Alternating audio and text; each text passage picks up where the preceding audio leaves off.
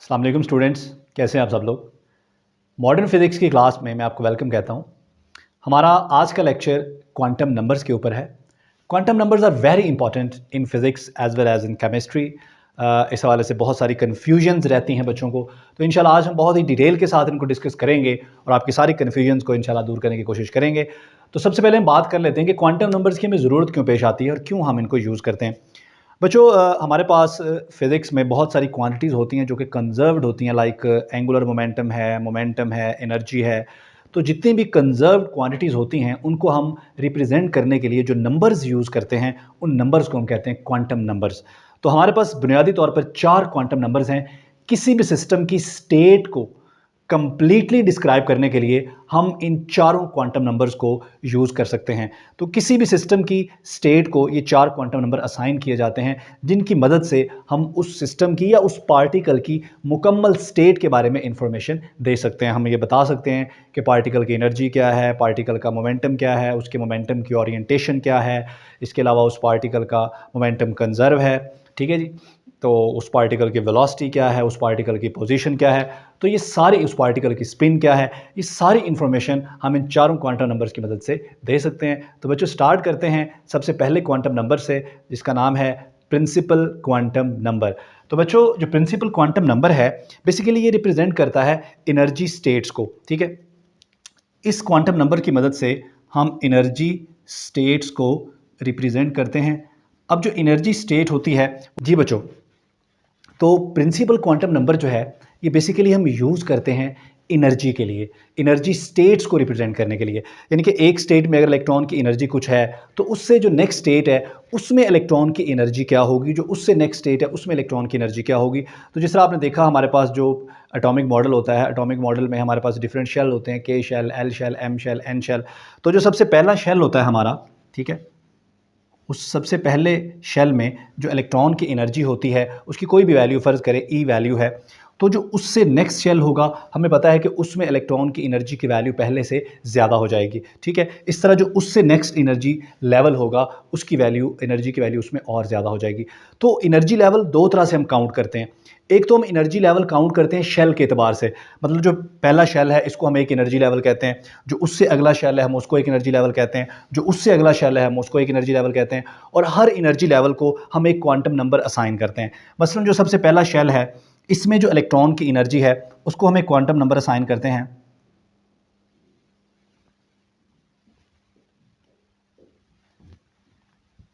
उस quantum number को हम n1 कह लेते हैं। जो उससे अगला शेल है उसको हम एक क्वांटम नंबर असाइन करते हैं, उसको हम n2 कह लेते हैं। जो उससे अगला शेल है उसको भी हम एक क्वांटम नंबर असाइन करते हैं और उसको हम n। अब जो जो क्वांटम नंबर की वैल्यू बढ़ रही है ना, इसका मतलब है कि इलेक्ट्रॉन की एनर्जी बढ़ रही है, ठीक है। अगर n1 है तो इलेक्ट्रॉन की एनर्जी कम है, n2 है तो एनर्जी पहले से ज़्यादा होगी, n3 है तो एनर्जी और ज़्यादा होगी। तो हर शेल को हम एक क्वांटम नंबर, हर शेल को हम एक एनर्जी लेवल कंसिडर कर सकते हैं, और इस तरह हर एनर्जी लेवल को या हर शेल को हम एक क्वांटम नंबर असाइन कर देते हैं, जिसको हम कहते हैं प्रिंसिपल क्वांटम नंबर, जो कि उस शेल में मौजूद इलेक्ट्रॉन की एनर्जी को डिस्क्राइब करता है। बच्चों, इसके अलावा ये भी होता है कि एक शेल के अंदर सब एनर्जी लेवल, एक एनर्जी लेवल के अंदर या एक शेल के अंदर बहुत सारे सब एनर्जी लेवल भी हो सकते हैं, ठीक है। मिसाल के तौर पर अगर हम हाइड्रोजन एटम की बात कर लें, तो हाइड्रोजन एटम में तो एक ही शेल होता है या एक ही ऑर्बिट होता है, इस तरह एक ही एनर्जी लेवल हुआ, लेकिन उस एक एनर्जी लेवल के अंदर और मज़ीद बहुत सारे एनर्जी लेवल हो सकते हैं। तो इसका मतलब है कि जो एन हमारा क्वांटम नंबर है, ये प्रिंसिपल क्वांटम नंबर है। जिस तरह हम शेल को ये असाइन कर सकते हैं, इसी तरह से जो सब लेवल हैं एनर्जी के, हर सब लेवल को भी हम ये असाइन कर सकते हैं। मसलन आप सिर्फ एक ही शेल की बात कर लें, अगर हाइड्रोजन एटम की बात करें तो उसमें सिर्फ एक ही शेल है, के शेल। अब उस एक के शेल के अंदर बहुत सारे एनर्जी लेवल्स हो सकते हैं। इसका मतलब ये हुआ कि एक ही शेल के अंदर रहते हुए हम बहुत सारे जो सब एनर्जी लेवल्स हैं, उन सब एनर्जी लेवल्स को भी क्वांटम नंबर असाइन कर सकते हैं, और उनको भी हम इसी तरह से क्वांटम नंबर असाइन करेंगे 1 2 3 4 एंड अप टू इन्फिनिटी। तो ये जो प्रिंसिपल क्वांटम नंबर है बच्चों, इसकी वैल्यू स्टार्ट होती है 1 से और कहाँ तक जाती है, इन्फिनिटी तक। और ये वैल्यू किस किस को असाइन करते हैं हम, ये वैल्यू मैं दोबारा से बता रहा हूँ कि ये वैल्यू हम जो हमारे शेल्स हैं उनको भी असाइन करते हैं। मसलन जो हमारा के शेल है उसमें n की वैल्यू 1 होगी, जो हमारा L शेल है उसमें n की वैल्यू 2 होगी, जो हमारा M शेल है उसमें n की वैल्यू 3 होगी, जो हमारा N शेल है उसमें n की वैल्यू 4 होगी। इस तरह n की वैल्यूज़ आगे आगे बढ़ती रहती हैं। लेकिन एक शेल के अंदर बहुत सारे एनर्जी लेवल हो सकते हैं। जिस तरह मैंने आपको एग्जांपल दी है हाइड्रोजन एटम की। बच्चों हाइड्रोजन एटम के अंदर तो एक ही शेल है, उस एक शेल के अंदर बहुत सारे एनर्जी लेवल्स हैं जिनको हम बोलते हैं सब एनर्जी लेवल। उन सब एनर्जी लेवल्स को भी आप क्वांटम नंबर असाइन कर सकते हैं। तो एक ही शेल, मसलन हाइड्रोजन एटम के अंदर सिर्फ एक ही शेल है के, ठीक है, लेकिन इस के शेल के अंदर बहुत सारे सब शेल हैं, ठीक है, सब एनर्जी लेवल्स हैं। तो उन बहुत सारे सब एनर्जी लेवल्स को हम ये वैल्यू असाइन कर सकते हैं। तो सब एनर्जी लेवल को भी आप n की वैल्यू बिल्कुल उसी तरह से 1 2 3 असाइन कर सकते हैं। बेसिकली n की डिफरेंट वैल्यूज़ हमें ये बताती हैं कि इलेक्ट्रॉन जिस एनर्जी लेवल में है वहाँ उसकी एनर्जी क्या है। तो अगर आप दो एनर्जी लेवल्स को कंपेयर करें, चाहे वो एक ही शेल के अंदर दो एनर्जी लेवल हों या दो डिफरेंट शेल्स के अंदर एनर्जी लेवल हों, ठीक है, एनर्जी लेवल्स n हमें सिंपली दो एनर्जी लेवल्स को कंपेयर करके बताएगा कि किस एनर्जी लेवल में आपकी एनर्जी की वैल्यू ज़्यादा है और किस एनर्जी लेवल में इलेक्ट्रॉन की एनर्जी की वैल्यू कम है। ठीक है बच्चों, उसके बाद हमारा जो दूसरा क्वांटम नंबर है that is called orbital quantum number. इसको बाज़ का हम एजीमुथल क्वांटम नंबर भी कहते हैं। ये ऐसा क्वांटम नंबर है जो हमें बताता है इलेक्ट्रॉन के ऑर्बिटल के शेप्स के हवाले से। अब ये ऑर्बिटल क्या होता है बच्चों? एक ऑर्बिट जो होता है या एक शेल जो होता है उसके अंदर बहुत सारे सब शेल या सब एनर्जी लेवल्स होते हैं। उन सब एनर्जी लेवल्स को हम रिप्रेजेंट करते हैं एस, पी, डी और एफ के साथ। तो ये जो सब एनर्जी लेवल हैं एक ही शेल के अंदर, इन सब एनर्जी लेवल्स को हम ऑर्बिटल्स भी कहते हैं। ठीक है बच्चों, जिस तरह हमने बात की कि क्वांटम नंबर जो होते हैं ये मुख्तलिफ क्वांटिटीज़ जिनको हम कंजर्व्ड क्वांटिटीज़ कहते हैं उनको रिप्रेजेंट करते हैं। तो जिस तरह आपने बोहर एटॉमिक मॉडल में पढ़ा, बोहर एटॉमिक मॉडल में जो इलेक्ट्रॉन की एनर्जी की वैल्यूज़ होती हैं they are very specific values. Electron energy की हर वैल्यू नहीं रख सकता, ठीक है, इलेक्ट्रॉन की एनर्जी की वैल्यू कॉन्टीन्यूअस नहीं हो सकती। ये नहीं हो सकता कि जिस तरह क्लासिकल फिजिक्स में होता है कि एनर्जी की वैल्यू कुछ भी हो सकती है, ठीक है, क्वांटम मैकेनिक्स में ऐसा नहीं होता। इलेक्ट्रॉन की एनर्जी की वैल्यू कुछ भी नहीं हो सकती। जिस तरह आपने हाइड्रोजन एटम में बात की, हाइड्रोजन एटम में आपने पढ़ा था कि जो एनर्जी की वैल्यू हमारे पास आई थी बच्चों, एनर्जी की वैल्यू हमारे पास आई थी -13.6 इलेक्ट्रॉन वोल्ट और डिवाइडेड बाय n स्क्वायर। ठीक हो गया? तो इसमें अब क्या था, इलेक्ट्रॉन की एनर्जी की वैल्यूज़ सिर्फ वही हो सकती हैं जो इस इक्वेशन को सेटिस्फाई करें, हर वैल्यू नहीं हो सकती। इसी तरह से जो इलेक्ट्रॉन का एंगुलर मोमेंटम है, ये भी हमने बोहर एटॉमिक मॉडल में पढ़ा कि इलेक्ट्रॉन का जो एंगुलर मोमेंटम है वो भी क्वांटाइज्ड होता है। दो तरह से क्वांटाइज्ड होता है। एंगुलर मोमेंटम की डायरेक्शन भी क्वांटाइज्ड होती है स्पेस में कि एंगुलर मोमेंटम किस डायरेक्शन में है, और उसके साथ साथ एंगुलर मोमेंटम का मैग्नीट्यूड भी क्वांटाइज्ड होता है। दोनों चीज़ें क्वांटाइज्ड होती हैं। तो एंगुलर मोमेंटम की जो मैग्नीट्यूड है उस मैग्नीट्यूड की क्वांटाइजेशन को रिप्रेजेंट करने के लिए हम जो क्वांटम नंबर यूज़ करते हैं इसे हम कहते हैं ऑर्बिटल क्वांटम नंबर। तो ऑर्बिटल क्वांटम नंबर के यहाँ दो काम हमें समझ आए हैं। एक तो ये हमें शेप ऑफ ऑर्बिटल बताता है कि ऑर्बिटल की शेप क्या होगी, और उसके साथ साथ ये भी बताता है कि इलेक्ट्रॉन का जो एंगुलर मोमेंटम है उसका मैग्नीट्यूड कंजर्व है। और उस मैग्नीट्यूड को हम रिप्रेजेंट किसके साथ करते हैं बच्चों? उसको हम रिप्रेजेंट करते हैं एल के साथ, और एल की जो वैल्यूज़ हैं ये 0 से स्टार्ट होती हैं और अप टू सो ऑन ये वैल्यूज़ जाती हैं n-1 तक। यानी कि अगर l की वैल्यू आपने निकालनी हो तो आप ये फार्मूला यूज़ कर सकते हैं l = n-1। बच्चों मिसाल के तौर पर अगर हमारे पास n की वैल्यू 1 हो तो यहाँ पर अगर मैं 1 पुट करूँ तो मेरे पास l की वैल्यू क्या आ जाएगी? मेरे पास l की वैल्यू आ जाएगी 1 - 1 0। अगर इसी तरह से मैं n को 2 पुट करूं तो यहाँ पर 2 पुट करें तो l की वैल्यू मेरे पास क्या आएगी? 2 - 1 1। अब l = 1, इसका मतलब है 1 तक कितनी वैल्यू होंगी? ये देखें 0 और 1, तो 1 तक कितनी वैल्यूज़ हो गई? 2। तो अगर n 2 होगा तो l की भी 2 वैल्यूज़ होंगी। l की वैल्यू तो 1 आ रही है लेकिन 1 का मतलब है 1 तक, तो 1 तक कितनी वैल्यूज़ हो जाएंगी? 0 और 1। तो यहाँ पर हम लिखेंगे l को 0 और 1। बच्चों इसी तरह से अगर n की वैल्यू को मैं 3 पुट कर दूं यहाँ पर तो l = 3 - 1, तो l की वैल्यू क्या आएगी? 2। यानी कि 2 तक, और 2 तक कितनी वैल्यूज़ हो जाएंगी? ये हो जाएंगी 0, 1 और 2। अगर n3 पुट करेंगे तो l की भी 3 वैल्यूज़ हमारे पास आएंगी। तो ये l है क्या? बेसिकली ये एंगुलर मोमेंटम का मैग्नीट्यूड है जो कि कंजर्व है। तो बच्चों ये हमारे पास हो गया ऑर्बिटल क्वांटम नंबर। उसके बाद जो तीसरा क्वांटम नंबर है हमारे पास वो है मैग्नेटिक क्वांटम नंबर। जिस तरह हमने पहले बात की कि एंगुलर मोमेंटम का मैग्नीट्यूड भी कंजर्व होता है और उसकी डायरेक्शन भी स्पेस में कंजर्व होती है, जिसको हम बोलते हैं स्पेस क्वांटाइजेशन। तो ये जो मैग्नेटिक क्वांटम नंबर है ये बेसिकली किस बारे में है?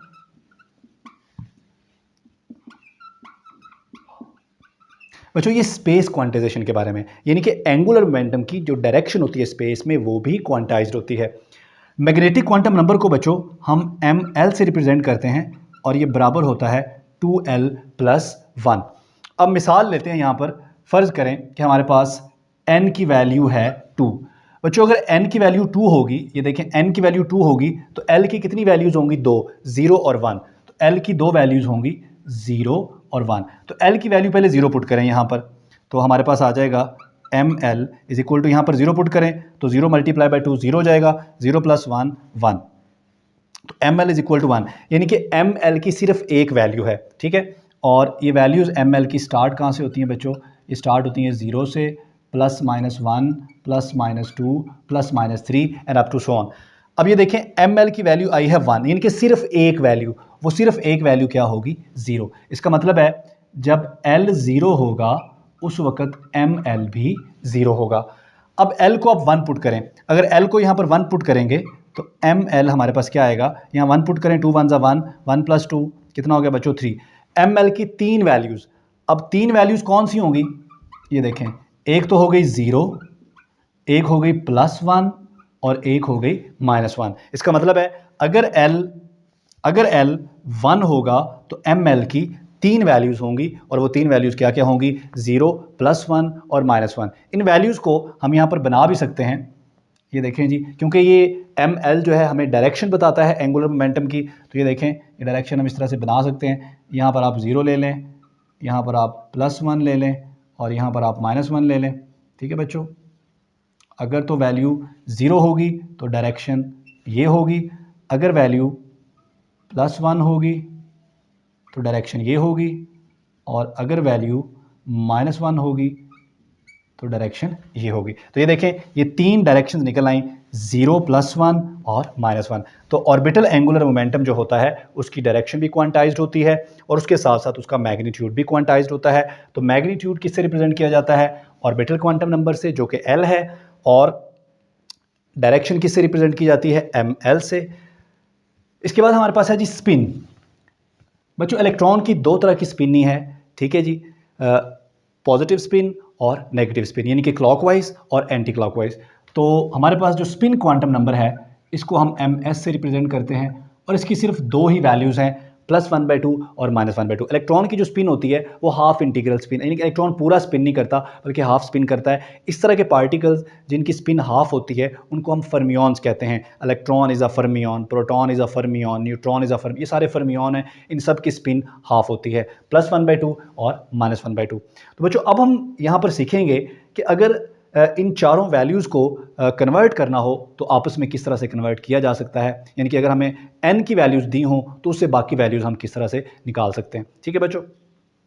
तो फ़र्ज़ कर लें कि n की वैल्यू हमारे पास अगर 1 हो, ये छोटे से फार्मूले भी हमने यहाँ पर लिख लेने हैं बच्चों। l जो होता है इसको हम n-1 से करेंगे रिप्रेजेंट, और l की वैल्यूज़ 0 से स्टार्ट होती हैं, 0 1 2 3 and up to so on. और ml जो है ये 2l+1 होता है और इसकी वैल्यूज़ होती हैं 0 +-1 +-2 +-3 and up to so on. बच्चों अगर n की वैल्यू 1 होगी तो यहाँ देखिए आप 1 पुट करें तो 1 - 1 क्या होगा? 0। तो l की वैल्यू क्या आ जाएगी? 0।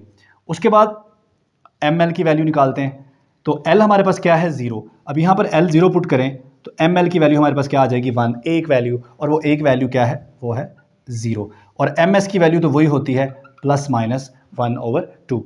अब n की वैल्यू अब 2 कर लें, जब आप n की वैल्यू 2 करेंगे तो l की वैल्यू क्या आएगी? यहाँ 2 पुट करें, 2 पुट करेंगे तो क्या आएगा? 2 - 1। अब 2 - 1 क्या होता है? 1, यानी कि 1 तक कहाँ तक, यहाँ तक।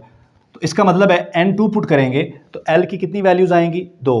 कौन कौन सी, 0 और 1। ठीक है, अब हम निकाल लेते हैं ml। अगर ml निकालना हो और l को 0 पुट करें तो वही वैल्यू आएगी जो पहले आई थी, 0।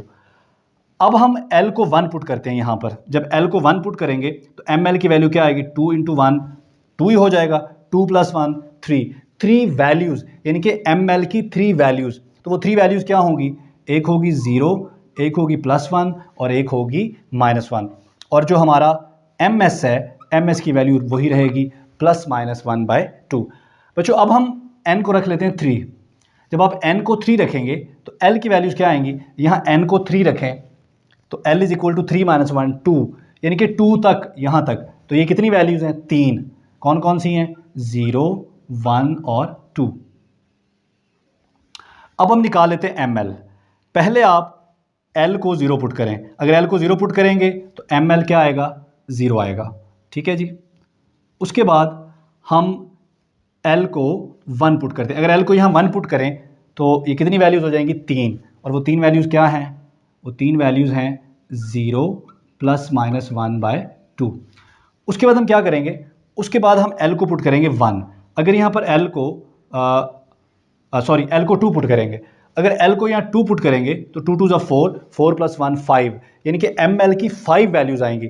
अब वो 5 वैल्यूज क्या होंगी बच्चों, वो 5 वैल्यूज होंगी 0 +-1 और +-2, 2 और 2 4 और 1 5, और ms तो वही रहेगा ±1/2। तो इस तरह से अगर आपके पास सिर्फ एक क्वांटम नंबर n की वैल्यूज हों तो उस एक क्वांटम नंबर की मदद से आप बाकी सारे क्वांटम नंबर्स की वैल्यूज निकाल सकते हैं। थैंक यू बच्चों। अगर कोई बात समझ नहीं आई तो कमेंट करके ज़रूर पूछिए। अल्लाह हाफिज़।